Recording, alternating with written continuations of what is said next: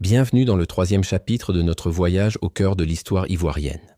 Après avoir exploré la grandeur du royaume de Kong et les fastes de Giaman, nous nous dirigeons maintenant vers le centre du pays, une région où bat le cœur d'un peuple fier et indomptable. Les Baoulés. Plongeons dans les années 1850 à 1880. Dans les denses forêts de la Côte d'Ivoire centrale, une civilisation s'épanouit, héritière d'une épopée légendaire. Le souvenir de la reine Ablapoku, cette souveraine qui sacrifia son fils unique pour sauver son peuple, résonne encore à travers les générations.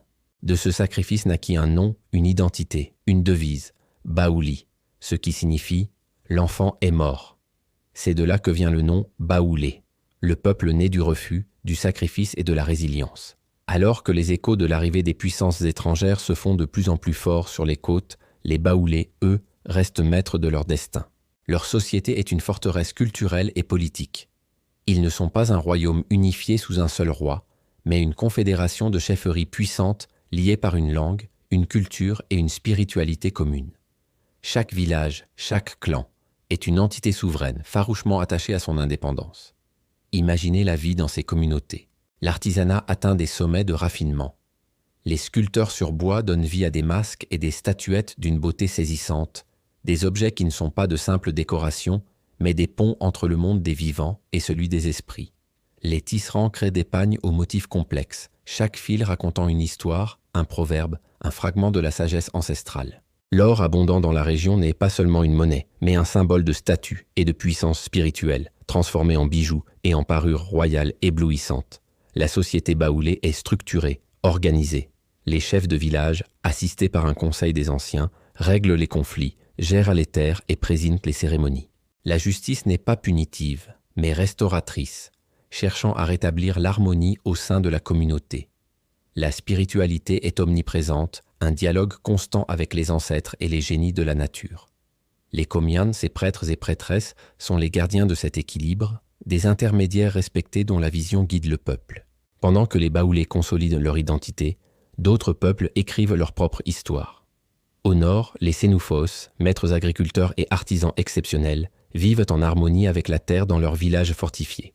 À l'ouest, les Bétés, les Didas, les Wes développent des sociétés complexes, chacune avec ses propres traditions guerrières, ses propres formes d'art et ses propres systèmes politiques.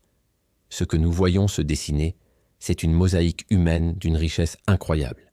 Chaque peuple est une pièce essentielle de ce grand puzzle qui deviendra la Côte d'Ivoire. Leurs interactions, faites d'alliances, de commerce mais aussi parfois de conflits, tissent les premiers fils d'une identité nationale commune, bien avant que les frontières coloniales ne soient tracées sur une carte. Il est crucial de comprendre une chose. Ces sociétés n'étaient même pas des tribus primitives attendant la civilisation. C'étaient des civilisations à part entière. Elles possédaient leur propre système politique, leurs propres lois, leurs propres écoles de pensée philosophique et spirituelle. Elles étaient le fruit de siècles d'histoire, d'adaptation et d'innovation. C'était l'Afrique dans sa diversité et sa grandeur, une Afrique fière, organisée et profondément spirituelle. Les royaumes et les chefferies de cette période n'étaient pas isolés. Des routes commerciales traversèrent le pays, reliant les producteurs de noix de cola du sud aux marchands de sel et de bétail du nord. Les idées, les techniques et les cultures voyageaient avec les marchandises. Un masque baoulé pouvait influencer un sculpteur sénoufo, une technique de tissage de Kong pouvait inspirer un artisan de Giaman. C'est cette dynamique, ce foisonnement d'échanges qui a fait la richesse de cette terre. La flamme de la liberté, portée par les chefs, les prêtres et les guerriers baoulés, symbolise l'esprit de tous ces peuples. C'est un esprit de résistance, non pas par la guerre systématique, mais par la force de la culture. En restant fidèles à leurs traditions, à leur langue et à leurs croyances, ils ont préservé leur âme face aux bouleversements qui s'annonçaient. Cette période de consolidation fut essentielle. C'est durant ces décennies que s'est forgé le socle sur lequel la future nation ivoirienne allait devoir se construire. Un socle fait de fierté, de diversité et d'une histoire millénaire. Une histoire que nous avons le devoir de connaître et de célébrer.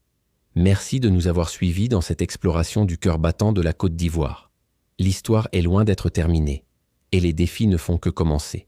Si ce voyage dans le temps vous passionne, n'oubliez pas de vous abonner, de liker et d'activer la cloche pour ne pas manquer notre prochain épisode. À très bientôt.